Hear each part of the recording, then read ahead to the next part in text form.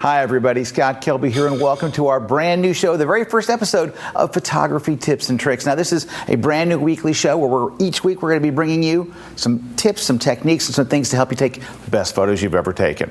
Now, we were very, very fortunate to have a buddy in town the day we're shooting this. We asked him to come on because he's talking about a brand new camera that just came out and everybody else is talking about it too. It's the brand new full frame Nikon D600. And he's got 3 great tips for you to help them make the most of the camera. Here's our buddy, Mr. Bill Fortney. Thanks, Scott. The D600 has a lot of custom functions. And have you ever been out shooting? You've been outdoors, you got everything set properly, you step into the shade or indoors, and all of a sudden you realize that your ISO is off, you're getting too slow a shutter speed for your automatic setting. There's a function on this camera called Auto ISO, and it allows you to let the camera pick the ISO so that you don't ever get too slow a shutter speed or get settings that you didn't plan on. It's very easy to set. I'm going to take the camera and walk us through the menus. It's under the shooting menu, and it's called ISO sensitivity settings. If you click to the right, you'll see you can either set the ISO for a specific ISO setting, which you'll do at times, but if you want to make life a little easier, go down to Auto ISO Settings Control and turn it on.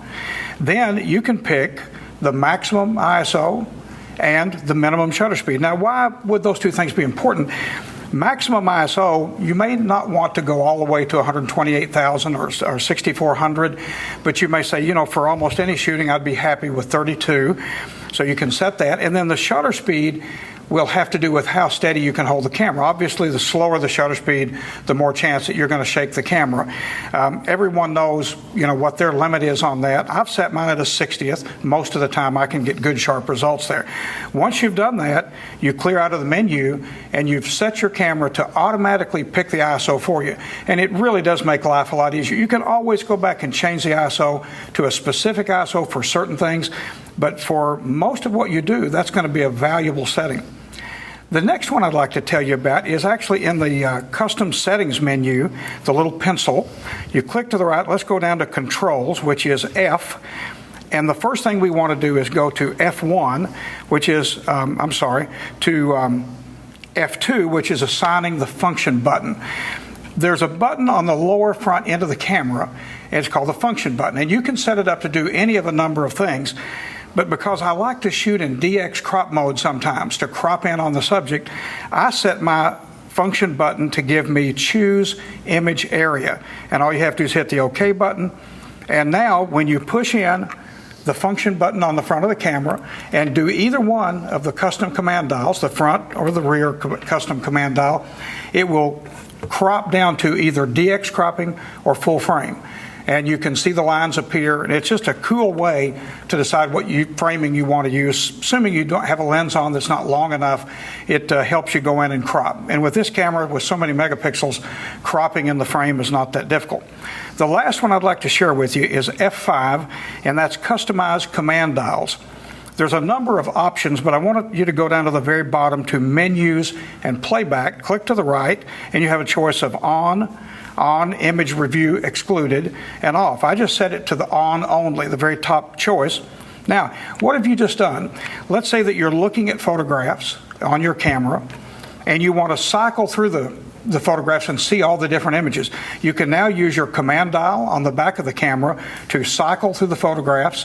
You can use the command dial on the front of the camera to go through your screens, your different settings, all the different things that you've turned on as a review screen.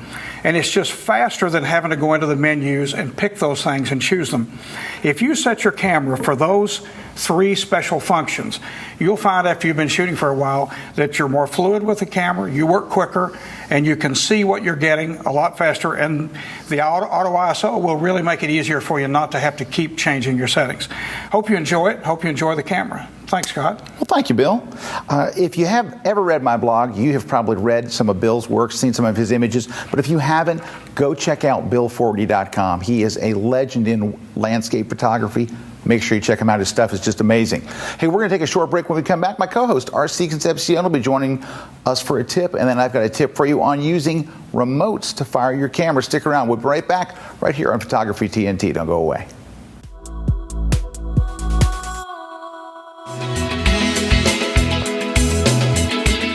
best way to describe my philosophy is that I don't use light to light my models, I use light to paint my models. My name is Frank Doorhoff, and join me on Kelby Training for my new classes on being creative and getting the shot. So in these classes, I'm not going to show you only about techniques. I'm going to show you how to use the light meter, how to meter several scenes. But what I'm going to show you more is how to create interesting images and how to make the most of your locations. I'm Frank Doorhoff. Check me out on kelbytraining.com for my new classes.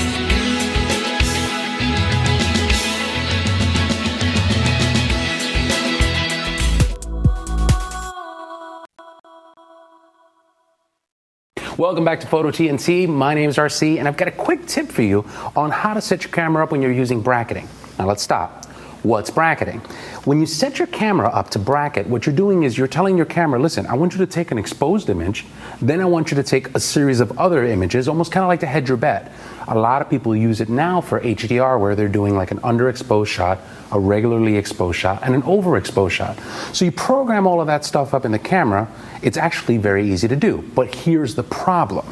You put the camera to your eye, you press your shutter, and it takes one shot. That means that, let's say that you want to do 3 shots for that bracket, you have to press this 3 times. So there's my second, there's my third.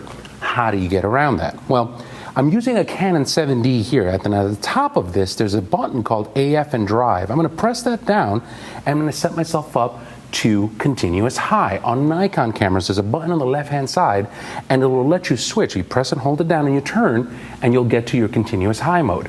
The beauty of this is that if you set that up like that, all you have to do is aim the camera to your eye and press and hold the shutter down, and it'll take all of those shots for you. Hold it up, takes all 3 shots, and you're good to go. So that little trick will help you with your brackets, and it'll save a lot of time. Now, Scott's got a great tip on how to be able to set up remote cameras when you're doing sports. All right, setting up remote cameras is much, much easier than you're probably thinking. Probably thinking, that's kind of tough setting up. It's incredibly easy. So here's the thing. First, you're probably going to need 2 Pocket Wizards. You don't need actually Pocket Wizard brand, but I like these Pocket Wizards. And when I tell you the next thing, you're probably going to want Pocket Wizards. But you probably already have some for your flashes. So in this case, what you're going to do is you're going to take the regular Pocket Wizards you use with your flash. That's step 1. Step 2, go to Pocket Wizard's site. They have a cable selector, because you're going to need a cable that will fit where you'd normally put a cable release, right, for your camera, you know, a little cable release to fire it. It'll tell you the exact right cable to get for your particular camera.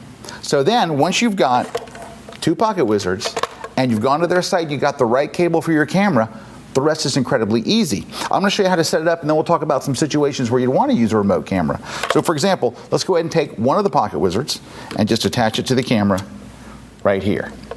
Then what you're going to do is just take the little cord and plug it into where it says camera, right on the top. All right, now, what do you do with the second one? Well, with the second one, this now fires this camera. You just press the button, and it fires. I have it set to high-speed continuous, as luck would have it, but it also fires single shots. So what this allows me to do is to place this camera someplace where really I can't be. So let's say that, for example, you're shooting horse racing, and you want to get the horses just as they come out of the gate. Well, you could place this on the inside of the track, aiming up, and I've got a wide-angle lens on here, like a 14-millimeter wide angle, and that's a place getting down on the ground low would be tough to get. So you can be someplace else on the track, press this button, and you get great shots. Or what if you're shooting ice hockey or shooting some kind of a sport like baseball, and you want to cover second base? You would aim this camera at second base, and what you can do is take a second camera. So this way, what you're going to wind up doing is 2 cameras on the same place, covering 2 separate looks. This one would be the super wide angle look. Let me grab another camera here. And this one's going to be your in tight from a different location. All you have to do is take that Pocket Wizard you were holding in your hand, attach it to the top of your camera. So now when you fire this camera, let's turn it on. It fires both cameras simultaneously. You're covering one spot on the field or on the track or wherever from 2 different locations at once, and it's really cool. And that's all there is to it. Now, the one thing you're probably going to wonder about is, well, how do I just put my camera in the dirt? Well, you can do a lot of different things, but I can tell you one that's worked. I've been using this recently. It's a very inexpensive. It's about $20. It's called the Green Pod. What the green pod is, it is literally a bean bag, but it has the same screw inside it that you would normally screw into a tripod. So you can attach your camera to this. This wraps around the lens, and also, while you're buying your green pod, get just the pod. Actually, it's called the Cube. Because what that lets you do, it's Velcro on here. So you can attach this, and that way you can lean the camera back. So that way, if players are running out, some horses going by, whatever, you can kind of position this right where you want it. So that's what the Cube does. It's also very inexpensive and incredibly lightweight, and it lets you aim the camera wherever you want it. What I wanted to show you was how really easy it is to have wireless remotes anywhere you want. And once you try using a remote, you will fall in love with it. You'll want to do it all the time. Thanks so much, Scott. Now, let's take a quick break. When we come back, I've got a website that I want you to take a look at and the contest for this week. Stick around.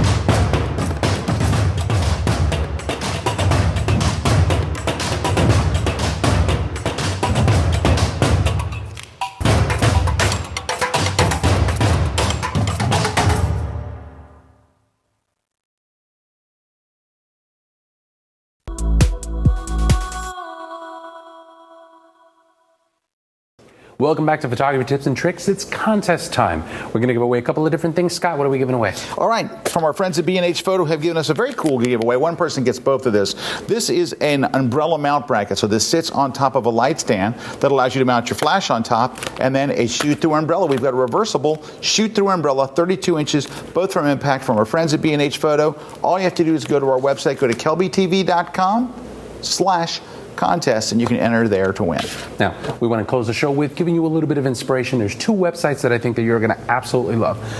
The photographer that I would recommend is Elia Liccardi. Elia Liccardi has a website at blamethemonkey.com. He's got some phenomenal work there. He's a travel photographer.